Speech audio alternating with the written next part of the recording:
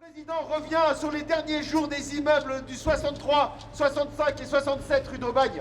En octobre 2018, une riveraine prend en photo des blocs de pierre qui se sont détachés du mur de la porte d'entrée.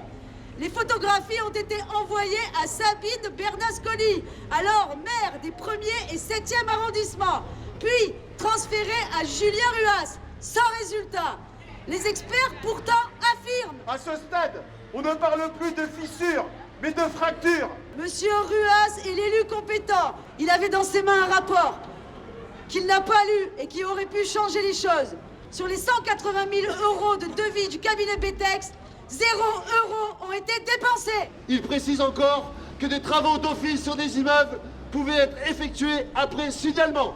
D'après le budget de la mairie, 6,5 millions d'euros étaient alloués à ça. On apprend que seuls 350 000 € ont été utilisés, et encore pour des diagnostics qui ne réparent rien.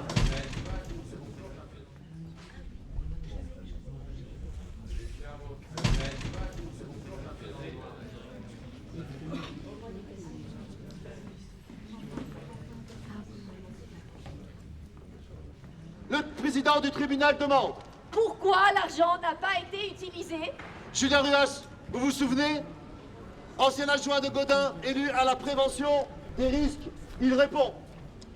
Il nous faut un propriétaire défaillant. Ils n'ont été défaillants qu'à hauteur de 350 000 €. Et pourtant, à Marseille, nous sommes à 40 000 logements indignes déclarés. Puis Ruas s'agace et s'emporte. J'ai les épaules larges, mais je ne peux pas porter à moi toute seule la responsabilité de la ville de Marseille de ces 25 dernières années. Alors le procureur lui demande. Si vous étiez conscient des dysfonctionnements, aviez-vous pensé à démissionner? L'intéressé répond. Non. Alors ce qu'on a fait aujourd'hui, c'était faire ce qui devait être fait depuis longtemps, c'était défendre Julien Ruas, dire la vérité sur ce qu'il a effectivement fait, qu'il n'a jamais manqué à aucun de ses devoirs, et que malheureusement, s'il y a eu une défaillance, c'est pas celle des services de la mairie, c'est pas celle de l'adjoint au maire, celle de la justice qui n'a pas voulu se donner les moyens de traiter effectivement ce procès comme il se devait. On a apporté la démonstration, preuve à l'appui, que Julien Ruas n'est coupable d'aucun des faits qu'on lui a reprochés. Pourquoi avoir utilisé le terme justice médiatique? Parce que le problème, c'est que ce qui a été dit dans la presse ne reflète en rien ce qu'il y a dans le dossier, malheureusement. Et il était de notre devoir aujourd'hui, pour défendre Julien Ruas, de dire ce qu'il y avait dans ce dossier. C'est-à-dire la preuve que les services n'ont pas été défaillants, c'est-à-dire la preuve que les signalements ont été traités. Alors oui, tout n'est pas parfait, c'est une certitude. Et il y a eu un choix qui a été fait par les magistrats instructeurs et par le parquet de ne poursuivre que Julien Ruas. Ils avaient évoqué durant le temps de l'instruction le fait de poursuivre la ville de Marseille, la personne morale. Ça n'a pas été fait. Jean-Claude Gaudin a été entendu en qualité de témoin. Donc le parquet, les juges d'instruction n'avaient pas estimé qu'on pouvait lui reprocher une infraction. Donc ces carences-là aujourd'hui, ils les payent devant le tribunal parce qu'on n'a pas perçu la bonne personne. Il est certain qu'un service fonctionne toujours mieux quand il y a plus d'effectifs. C'est toujours plus confortable, ça peut toujours fonctionner. Et la question qui était posée n'était pas de savoir s'il y avait un sous-effectif. La question était de savoir si l'effectif qui était présent au sein du SPGR était suffisant pour traiter les signalements. Vous terminez en disant la ruve du sang, vous êtes allé trop loin, ou en tout cas vous comprenez que ça puisse faire réagir les victimes. Non, ce que j'ai dit, c'est qu'il ne fallait pas sombrer dans une dérive qui était de vouloir faire un procès pour ce qu'on entend dans la rue. On est en France, c'est une démocratie. On a tenu 6 semaines de procès pour pouvoir apprécier de la responsabilité de chacun. On ne peut pas se permettre de se baser sur des apparences, sur des a priori, sur ce qu'on dit dans la rue. Voilà, c'était ça le message qu'on voulait faire passer. On évite de dire des fake news aussi. Quand vous dites la ruve du sang, jamais. Ah oui, du sang, ça m'a fait rire. C'est douloureux pour les victimes d'entendre ça. Mais c'est douloureux. Toute la salle a entendu qu'on demandait du sang. Alors vous dites que vous n'êtes pas marseillais, mais vous aurez très bien pu être marseillais. Non, mais je l'ai vu. Comme comédien dell'arte. Je l'ai vu écrit sur les murs. Je l'ai vu écrit sur les murs avant ici. Du sang. Vous avez lu ça du sang. Ça a été écrit sur les murs à l'entrée du tribunal. C'est pas ça qui avait été écrit. C'est odieux pour les familles. C'est vraiment. C'est pas une question.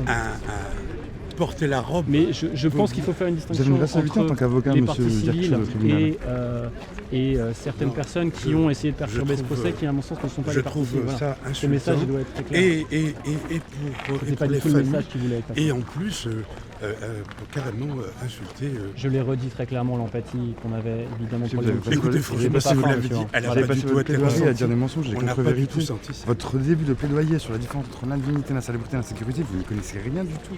Ça se voit. votre avis, je vais pas y répondre. Monsieur, l'insalubrité et l'insécurité, l'hébergement d'urgence. L'hébergement d'urgence attribué à Monsieur Méry, ça, dans votre début de plaidoirie, pour dire que Monsieur Ruas n'avait pas à gérer le relogement, c'est deux notions extrêmement différentes, tout le monde le sait.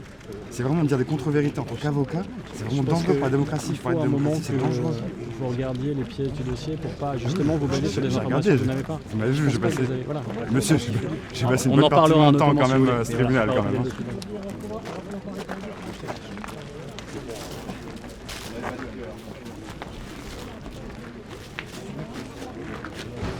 Les responsabilités sont diluées. Comme l'a dit Maître Gradini, nous verrons cela à la fin, une fois que la justice. Moi, je ne pense pas que le tribunal soit dupe. Pas du tout. C'est pas le sentiment que j'ai. Mais il n'y a que la justice. Voilà. Mais on souhaite que la justice passera et qu'ils seront condamnés, saillis, et que ce sera publié sur tous les tabloïds, pas que de Marseille, pas que les locaux, tout partout. Qu'on sache que c'est vraiment leur avidité, leur rapacité qui a tué ces pauvres victimes. Voilà. Ils ont parlé de mensonges, de carence de l'instruction. Qu'est-ce que vous pensez de tous ces termes utilisés ? Franchement, on a eu droit à des explications très précises. Hein, on voit que Mazot et Delépinay ont fait un travail extraordinaire. Les avocats de la partie civile ont relevé des mensonges, des failles, des détails importants. Ça a été reconnu. Le rapport de l'ingénieur de Betex expliquait tout en détail, qui a alerté toute la chaîne de responsabilité. Tout le monde, voilà. Sans compter que Simona, que Marie-Emmanuelle, que tous ont dit on est en danger, on va. Et c'est arrivé. C'est arrivé. Ça a mis du temps, mais c'est arrivé.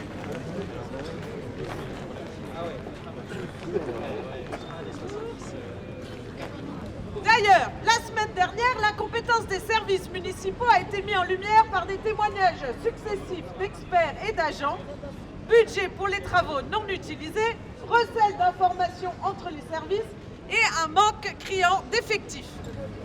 Brice Grazzini est le dernier avocat à plaider pour les parties civiles. Il représente notamment les familles de Chérif, Ouloumé et Papé. C'est un procès, non pas des politiques, mais de la politique, dans son sens organisationnel. Il cite Maître Henri Leclerc. Ils sont toujours là, nos vieux adversaires. Nous les connaissons bien. Ils s'appellent l'arbitraire qui menace les libertés, l'intolérance qui détruit la fraternité, le racisme qui nie l'égalité, l'individualisme qui tue le citoyen. Elle est toujours présente, la misère, cette insulte à la dignité. Et devant nous, dressés tous les pouvoirs dont on abuse. Il conclut en affirmant : Je crois aux vertus pédagogiques de ce procès.